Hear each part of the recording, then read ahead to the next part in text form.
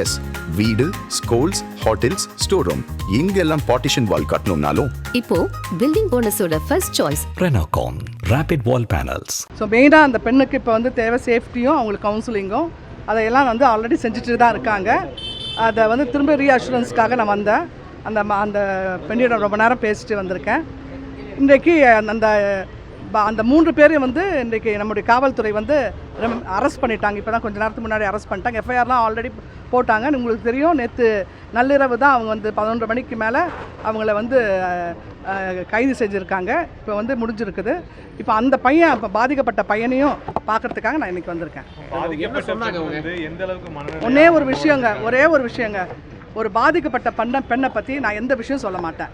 அந்த பொண்ணை போய் பார்த்துருக்கேன். இப்போதைக்கு அந்த பொண்ணுக்கு தேவை மெடிக்கல் ட்ரீட்மெண்ட், சேஃப்டி, அதுக்கப்புறம் கவுன்சிலிங். அதற்காக தான் நான் வந்திருக்கேன். ஏன்னா ஒருடைய பிரச்சனையை வந்து திரும்ப நம்ம வந்து சொல்ல முடியாது. பாதிக்கப்பட்ட பெண்ணை பற்றி அந்த பெண்ணை பற்றி சொல்ல வேண்டாம். அந்த பெண் என்ன சொல்கிறாங்க, என்ன மனநிலையில் இருக்காங்க? கண்டிப்பாக ஷாக்கில் இருப்பாங்கல்ல. என்ன மனநிலை ஷாக்கில் இருப்பாங்க. அதற்கான கவுன்சிலிங் நான் வந்து கொடுத்து கொண்டு தான் இருக்காங்க. நீங்கள் இத்தனை வருடம் பார்த்ததில் இந்த வழக்கு எப்படி வந்து முற்றிலும் வேறுபடுது? இல்லை இது வந்து வழக்கமாக இருக்கக்கூடிய வழக்காக பார்க்குறீங்களா? எதுவுமே ஒவ்வொரு வழக்கும் ஒவ்வொரு விதமாக தான் இருக்குது. ஒவ்வொருத்தரும் டிஃப்ரெண்ட்டாக தான் இருக்குது. கண்டிப்பாக கடுமையான தண்டனை வழங்கப்படும். அதில் மாற்று கருத்தே கிடையாது. இது ஒரு கொடூர செயல் தான் நான் சொல்லுவேன். இது ரொம்ப என்ன இப்படி மாதிரி இருக்காங்க ஆட்கள்ன்றது வந்து கேட்கும்போது அதிர்ச்சியாக தான் இருக்கிறது. நீங்கள் குறிப்பிட்டதுனால அதை சொல்கிறேன். அதாவது வந்து 4 மணி நேரம் அந்த பெண் வந்து போராடி இருக்காங்க. யார் சொன்னாங்க உங்களுக்கு? காவல்துறை வந்து தேடியும் வந்து அந்த பெண்ணை வந்து மீட்க முடியல அப்படிங்கிறது யார் சொன்னா? 4 மணி நேரம் போராடினாங்க. காவல்துறை இந்த தகவலை வந்து பதிவு பண்ணியிருக்காங்க. அப்படிங்கிறது இந்த விஷயம் வந்து மிகவும் எவ்வளோ அழுத்தமாக இருக்குது. இல்லை, எனக்கு வந்து அதெல்லாம் பற்றி தெரியாது. நான் அந்த பொண்ணுகிட்ட என்ன நடந்தது முழுமையாக விசாரிச்சிருக்கேன். அந்த அறிக்கையை நான் வந்து ரெடி பண்ணி வச்சுருக்கேன். நான் அதை தவிர வேறு எதுவும் சொல்ல முடியாது. ஆனால் கடுமையாக தண்டனை வழங்கப்படும். முதலமைச்சரும் சொல்லியிருக்காங்க 1 மாதத்துக்குள்ளே வந்து இந்த கேஸை முடிக்கணும்னு சொல்லியிருக்காங்க. இப்போ சமீப காலமாக பார்த்தா இந்த மாதிரி தண்டனைகள்லாம் ரொம்ப சீக்கிரமாகவே கொண்டு வரும். ஜட்ஜ்மெண்ட் வந்து நம்ம தான் பனிஷ்மெண்ட்லாம் இப்போ வந்து உடனடியாக வழங்கப்படுகிறது. அதே மாதிரி கண்டிப்பாக கடுமையான தண்டனை இந்த கேஸுக்கு கண்டிப்பாக வழங்கப்படும். சம்பவம் நடைபெற்ற இடம் பார்த்தீங்களா? நான் அதுக்கு போக போகிறேங்க. இது முடிச்சுட்டு அங்கே தான் போக போகிறேன். சம்பவம் நடைபெற்ற இடத்துக்கு போக போகிறேன்.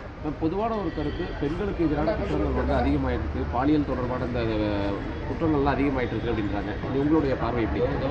நிறைய விழிப்புணர்வு இருக்கிறதுனால பெண்கள் தைரியமாக வந்து சொல்கிறாங்க. அது ஒரு முக்கியமான ஃபேக்டர்.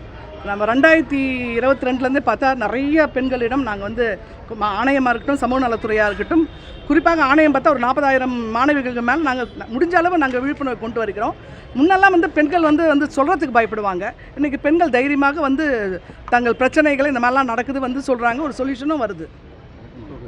இப்போ அவங்க தைரியமாக சொல்கிறதுனால தான் அந்த எண்ணிக்கை அதிகரிக்கிறது. ஆமாங்க, கண்டிப்பாக. ஆமாம், தைரியமாக இங்கே வந்து இப்போ எல்லா இடத்துலையும் வந்து உதவி எண் இருக்குது, ஹெல்ப்லைன் இருக்குது, அவங்க தங்கக்கூடிய இடங்கள், நிறைய வசதிகள், பிரச்சனை எல்லாம் அவங்களுக்கு ஒரு தீர்வு இருக்கிறதுனால தைரியமாக வந்து சொல்கிறாங்க பெண்கள். அதாவது இப்போ பொதுவாக சொல்லக்கூடிய கருத்து மாதிரி இப்போ குற்றங்கள் அதிகரிக்கலை, அவங்க வெளியில் சொல்கிறதுனால அதனுடைய கண்டிப்பாக. ஆமாம், இப்போ நிறைய அவேர்னஸ், நம்ம விழிப்புணர்வு வர கண்டிப்பாக தைரியமாக நமக்கு ஒரு தீர்வு இந்த இடத்துக்கு போனால் கிடைக்கும். நான் இப்போ ஃபார் எக்ஸாம்பிள் மகளிர் ஆணையத்தில் முன்னெல்லாம் பெட்டிஷன்ஸ் வராது. இன்றைக்கி எங்களுடைய ஆணையத்துக்கு வந்து பார்த்தீங்கன்னா காலையில் நாங்கள் 10 மணிக்கு ஆரம்பிச்சோன்னா 7 மணி 8 மணி வரைக்கும் நடக்கும். காரணம் விழிப்புணர்வு. இங்கே இடத்துல போனால் இங்கே தீர்வு கிடைக்கும் என்ற நம்பிக்கை இருக்கிறது. ஸோ அதனால் மக்களுக்கு, பெண்களுக்கும் இப்போ நிறைய நம்பிக்கை, தைரியமாக வராங்க. நிறைய பெண்கள் எங்களோட ஆணையத்துக்கு வராங்க.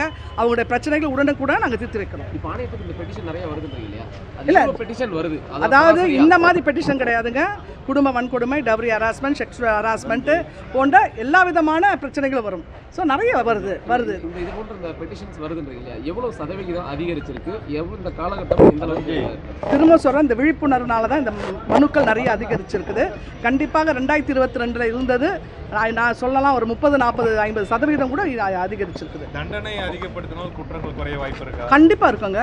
தண்டனை அதிகப்படுத்தினா இவங்களே சுட்டு பிடிச்சிருக்காங்க. ஆமாம், இல்லை, கண்டிப்பாக தண்டனை. இப்போ கூட ஒரு கேஸில் பார்த்தீங்கன்னா 30 ஆண்டுகள் 30 இயர்ஸ் கொடுத்துருக்காங்க இம்ப்ரிசன்மெண்ட். கண்டிப்பாக அந்த மாதிரி இருக்க சொல்லி யோசிப்பாங்கல்ல. வாழ்க்கை ஃபுல்லாக அங்கே தானே போயிடும். ஸோ அதனால் தண்டனை வந்து கடும் தண்டனை இருந்தால் கண்டிப்பாக குற்றங்கள் குறையும். இந்த வழக்கு பொள்ளாச்சி பாலியல் வழக்கு மாதிரி பேசப்படுமா, விசாரிக்கப்படுமா? எனக்கு தெரிஞ்சு இந்த வழக்கெல்லாம் பேசப்படக்கூடாது. ஏன்னா ஒரு பொண்ணு பாவம் பாதிக்கப்பட்டிருக்கா.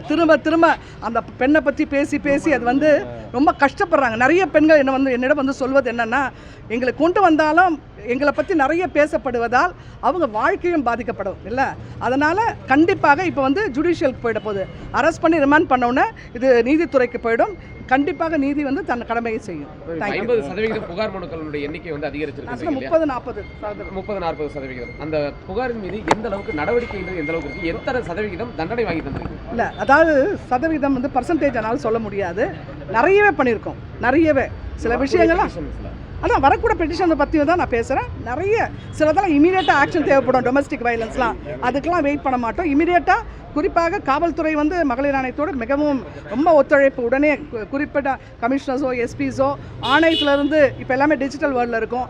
சில நேரங்கள் வாட்ஸ்அப் மூலமாகவே மனுக்கள் அனுப்பும்போது உடனடியாக வந்து ஆக்ஷன் எடுக்கப்படுகிறது. இந்த வழக்கை பொறுத்த வரைக்கும் கோவை மாநகர காவல்துறையினுடைய அந்த நடவடிக்கை செயல்பாடுகளை எப்படி பார்க்கணும்? இல்லைங்க, கரெக்டாக அதாவது நல்லா பண்ணியிருக்காங்க. நான் ஃபாலோ பண்ணினே தான் இருந்தேன். நான் பேசிக்கொண்டே இந்த பிரச்சனை வெளியில் வந்த உடனே நான் ஒவ்வொரு 2-3 மணி நேரத்துக்கு ஒரு முறை கேட்டு தான் இருந்தேன். அதனால் கரெக்டாக பண்ணினே இருந்தாங்க. 24 ஹவர்ஸ்க்குள்ளே அவங்களை பிடிச்சிட்டாங்க அந்த 3 பேரையும். ஆக்ஷன் பாஸ் பண்ணிட்டேன். ரங்கராஜ் ஜாய்ஸ் இது. நான் காவல்துறை கமிஷனருக்கு ஒரு டைரக்ஷன் வந்து பாஸ் பண்ணியிருக்கோம். அதற்கேற்ற மாதிரி நான் ஆக்ஷன் எடுப்பாங்க. நன்றி.